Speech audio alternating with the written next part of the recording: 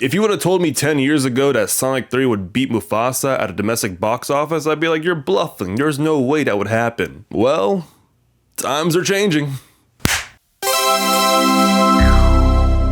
Sonic the Hedgehog 3 is directed by Jeff Fowler, and the plot of the movie is Sonic, Knuckles, and Tails reunite against a powerful new adversary, Shadow, a mysterious villain with powers unlike anything they have faced before. With their abilities outmatched, Team Sonic must seek out an unlikely alliance. It's kind of shocking how we already have a third Sonic movie out in theaters. I mean, when the first trailer came out for the first Sonic film, that original design was just horrible, and I'm so glad the studio actually listened to the audience, redesigned the character, and it ended up doing gangbusters at the box office, leading to another Sonic movie, which I thought was really good, and now we have our third movie out in theaters. I've been a big fan of these Sonic movies, and I really loved the Sonic video games and cartoons as a kid, so in a way this kind of just felt comfortable to watch, and I'm just really glad that these movies are doing well for new audiences and older audiences as well. So after watching Sonic 3 in theaters, I'm just happy to report that this film was freaking awesome. I love this new entry into the franchise, and I think it's probably the best one so far, and I gotta explain why. Starting with the positives here, I gotta say all the characters in Sonic 3 were greatly utilized. I do feel like Team Sonic does have a bigger focus in this film, and I'm kind of glad that somebody in the writer's room actually took away the boring human subplots from Sonic 2 and actually made the human characters have more purpose in Sonic 3. So I feel like there's like a great balance where I feel like everyone has their time to shine, but at the same time, nobody doesn't drag this story, which is kind of a big deal because you don't want to shift away from these characters. I mean, this movie is all about not just Sonic, but also Tails and Knuckles and them trying to become a team. At the same time, we do get Keanu Reeves voicing Shadow the Hedgehog, which again, that is just perfect casting. I mean, whoever thought about that was great. I do feel like that was a fan cast, which I kind of mentioned as well 2 years ago, but I still think this is great, and I do feel like Keanu Reeves is a good Shadow. When he lends his voice, I feel like you get to hear the pain and grief, but at the same time, that determination, someone who is seeking out revenge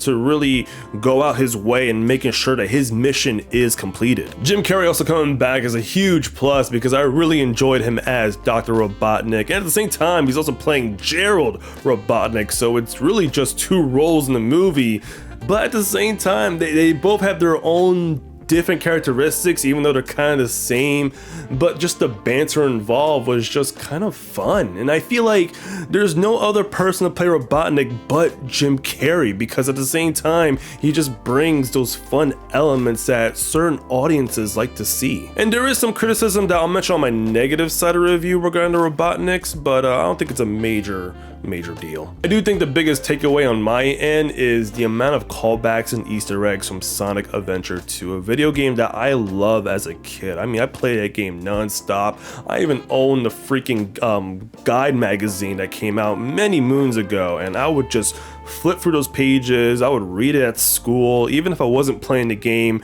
It just being in that world and just seeing how well put that video game was. There was a special place in my heart for that. And God, man, I gotta tell you, just some of the music, some of the Easter eggs that were shown here just really brought me back as a kid. There were moments where my jaw dropped a few times when it came to some of the action sequences, some of the little callbacks from Sonic Adventure 2 that really just blew my mind. It's like Jeff Fowler and the team knew what they were cooking, and they stayed locked in throughout the whole film, and it just felt like a dream come true, man. And I don't want to spoil anything within this movie. I feel like this is a movie that you should go watch and see for yourself. And listen, once you see those callbacks and references, you're gonna be like, holy crap, they actually did it. The Mad Lads actually did it. Some of the action sequences in here were just top-notch beautiful, especially in the third act. I feel like Jeff Fowler and the team knew what they were cooking, and just the fact that they incorporated some of the gameplay elements onto the big screen while lending their own original work, it just worked beautifully. Now, shifting away from the positives, I do have some negatives about Sonic 3, which I gotta make this really clear. The pros definitely outweigh the cons, but This is something that I kind of noticed in the movie, and I don't think it's gonna really reflect a lot of people, but I think for some people when they watch the movie. I do feel like the story here is a bit mixed, because I feel like in the first act of the movie, everything was kind of rushing pretty quick. I feel like there was a lot of progress going on. That whole first act was a great establishment of where the story was gonna go.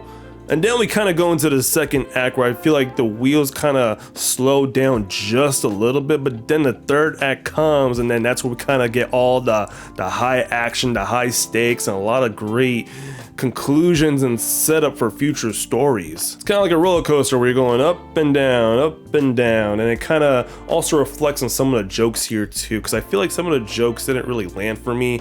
I feel like they rely on too many pop culture references, but at the same time, I feel like without the voice work, I feel like none of those jokes would land, so I kind of had a few chuckles here and there. And sticking with the roller coaster metaphor, I do feel like there is just a lot of tones that could feel a bit inconsistent, because there's a lot of fun, lighthearted moments, and then there's a lot of dark, serious moments. And for a family film, I feel like they try to do the best they can to appease everybody, but at the same time, I kind of wanted those tones to mix pretty well, kind of like make it flow, not like lose its footing or track. And I feel like the Robotniks kind of play into that, because I feel like their scenes together are very cheesy and fun. I mean, there's some people who love to see Jim Carrey be himself, but there's an audience who hasn't grown up with Jim Carrey movies. Like, I took my wife's little brother to go see Sonic 3, and he's never seen a Jim Carrey movie. Like, he's really young, and he just never grew up with those films like I did. So his opinion was, yeah, I thought that stuff between the Robotniks were very cheesy, and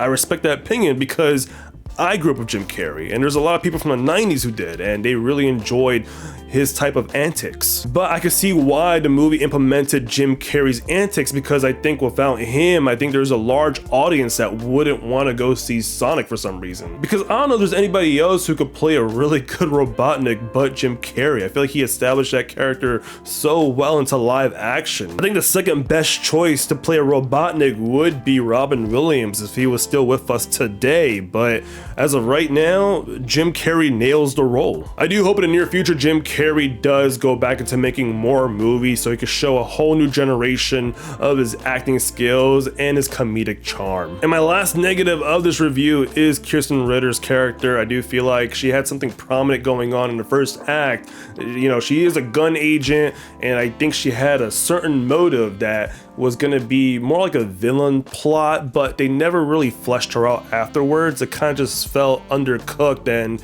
I kind of wanted to see more of her. I felt like she had something interesting going on, but maybe it could be part of Sonic 4. There's a MacGuffin in this movie that she's trying to obtain, but they never really get to see why she wants it, so it kind of just got pushed to the side and really just focused on the Robotniks. But overall, I gotta tell you guys, this is a great, entertaining film. I mean, this is probably the best Sonic film out of the bunch. I do feel like it's worth your time, and definitely go take the kids to see it. If you're a fan of the Sonic video games and the cartoons, this is definitely gonna be worth the admission at the theaters. Tons of great character moments, amazing action sequences, and a lot of heart and emotion in Sonic 3 that just blends so well to the point where all the pros outweigh the cons. And again, I feel like this movie knows how to target its audience, man. I feel like there's something for everyone in Sonic the Hedgehog 3. We may not never get a full play-on-play within a straight adaptation of a video game, but the fact that they still incorporated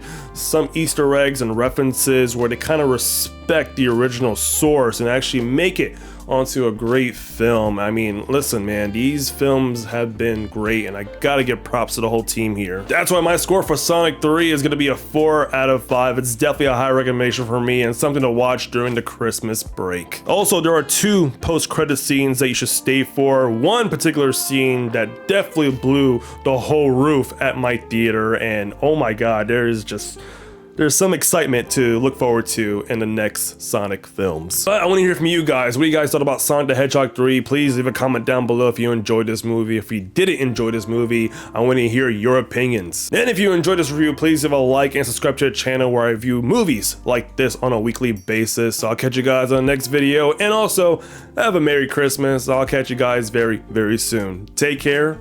Bye-bye.